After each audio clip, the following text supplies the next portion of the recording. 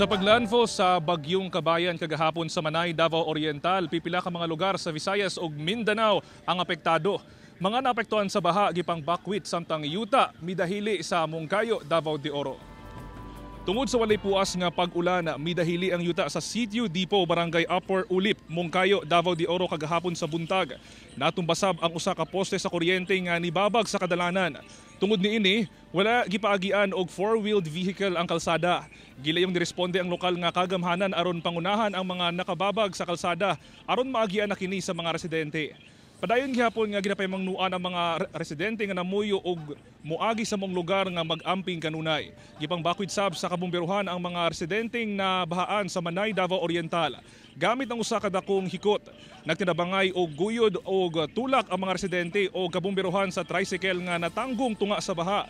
Gipaalasasab ang mga elderly aron madala sa evacuation center. Ang Bagyong Kabayan usa na lamang ka low pressure area sumala sa pag-asa.